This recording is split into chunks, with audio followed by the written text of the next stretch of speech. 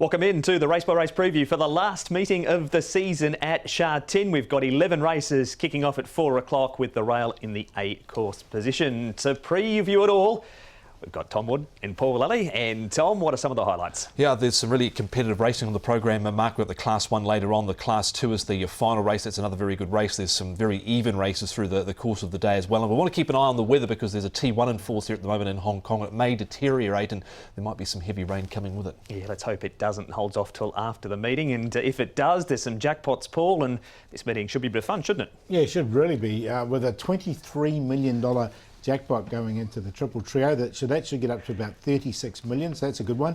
Double trio of 600,000, the second double trio, that should get up to 3 million.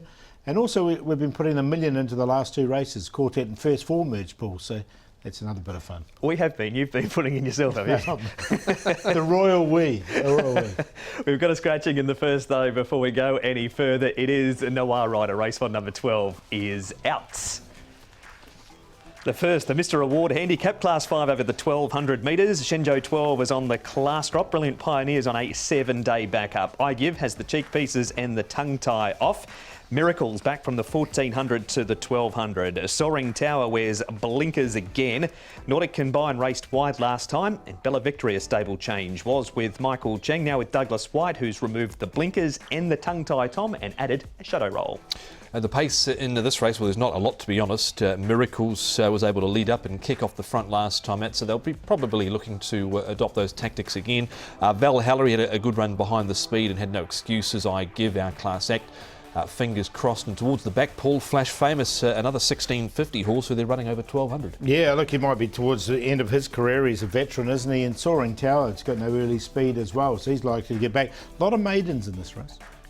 There are, including the one that we start with, Paul, Brilliant Pioneer. We're going back to last Sunday for this. He went off as a 3.5 favourite. Ended up running fifth behind the heavily backed Lucky Missile. Yeah, that's with Zach Purdon, I think, probably had a little bit to do with that. Look, he's down to 1,200. This is one of the ones Tom was talking about, 1,600 back to 1,200 metres. I thought he had every chance here. He's drawn nicely in barrier 2, but I didn't include him. He was at 3.5 when he lined up last weekend, and he just sort of held his ground. He never really made any, but he never really lost any ground. You wouldn't want to take that sort of price about him again. It was probably more of the Purdon factor that was there with him. So, look, he was okay, but he goes in on a minor line, but hard to have the way the stable's been going. Speaking of taking a price, Tom, Vemos has come up almost even money in early markets for this, off the back of this second.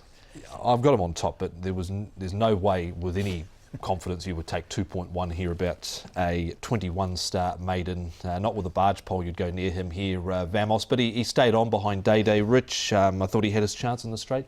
Yeah, like he did. He's drawn one. He's run second off a 49 rating. He's down to this 38.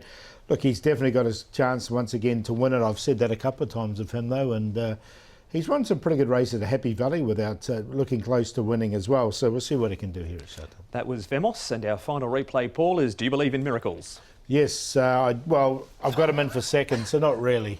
Was basically what I'm going to say. I've got him in second. I know it's one of your favourite songs. Barrier number 8, but I think he can get across and lead this race as well.